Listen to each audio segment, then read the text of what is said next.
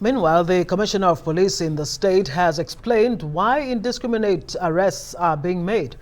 Abutu Yaro says officers are working to restore peace and that the emergency situation in the state had led to the constant arrests the security agents are making. Well, he says incessant crimes lead to incessant arrests. In the last few months, Imo has been tagged an emergency or red flag state, and Yaro says police are doing a mop-up.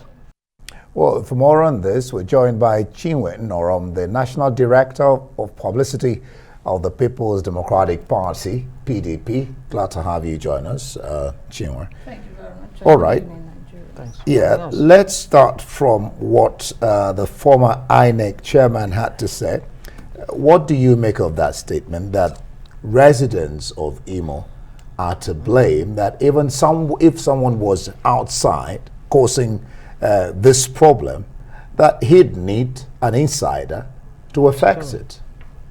Thank you. Before I answer that question, let me emphasize that I am the National Director of Publicity of PDP, but I'm not here on behalf of the People's Democratic Party. Okay. I'm here on behalf of Nkatandi Yomibo, which is known by an acronym NNE.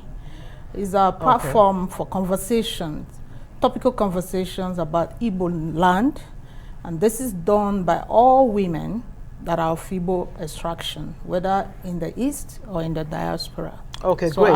Help us. Nkata Ndi Yomibo. Yomibo. Okay. Nni in a short form. Okay. Yeah, it began last year, and it has some of its chapters in the state. So I belong to the national body as well as the Abuja chapter. So the President General of this group is former Minister of Women Affairs, Iyom Josephine Aneni. Okay. Yeah, I think she we was had there the other day. So I'm here on behalf of that group. Okay. Okay. Great. Yes. So going back to your question and about what the former INEC chairman said, yes, let me agree with that fact that nobody can come from outside and create such a level of havoc without some level of local intelligence attached to it. Having said that, I also want to reiterate the fact that that state, Imo State, where I hail from, I'm from Imo State, and Owerri, to be precise, which is the capital, is well known for observance of unity and peace. And for several weeks now, nobody is sleeping with both eyes closed, and it's a very sad situation.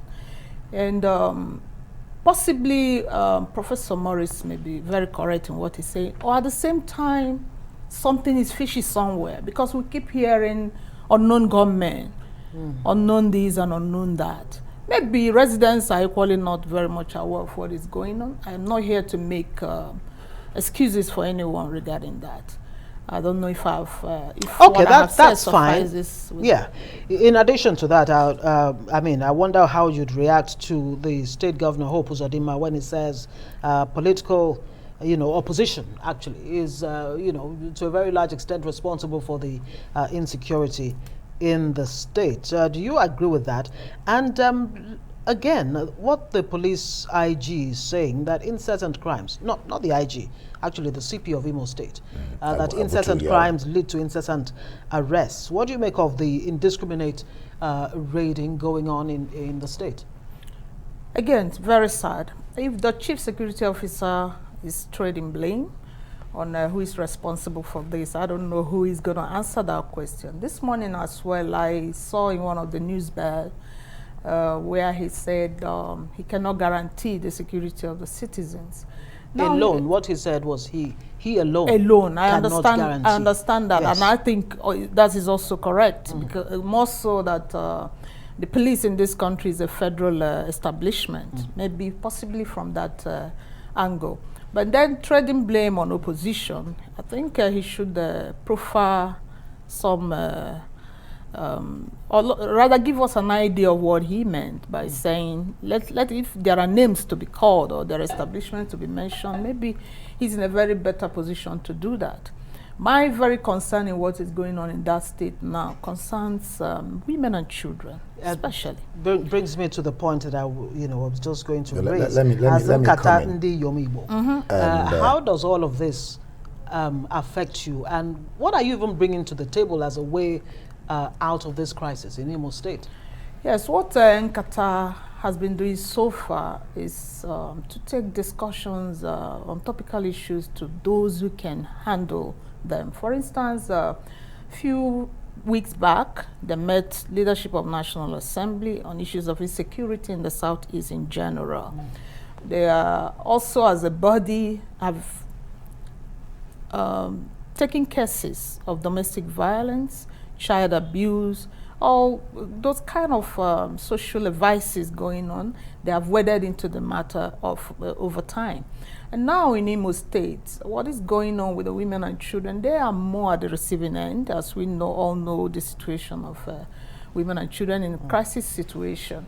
They are now operating in a pervasive uncertainty on a daily basis. And insecurity, you know, it feeds on mental health. You have a lot of issues, stress related to what is going on. People are not sleeping, eating disorders, both in women and children. So it's a life-threatening situation. Right. It's a life-threatening situation, especially for women and children. And in that state now, you cannot see youths, young adults gather in about 5 in number, just like you have rightly pointed out. There's indiscriminate arrests going on. There will be arrests and named terrorists all overnight, and issues are just coming up. Let me comment there. And Igbo leaders are being challenged to denounce the proscribed IPOB, just as their southern or southwest counterparts have done, you know, in denouncing this secessionist moves and those behind it. Otherwise, they should take responsibility for what is happening there. What do you make of that statement? And then maybe you should. Who should take responsibility? That leaders of the Southeast leaders, are not, if they're not coming out yeah, openly to denounce it, then they should be regarded as, in a way, supporting it. If they're not denouncing it, as their Southwest counterparts have done. Well, let me not speak on their behalf, since I'm not their mouthpiece. And let me also believe that hopefully in due time, they will do the needful.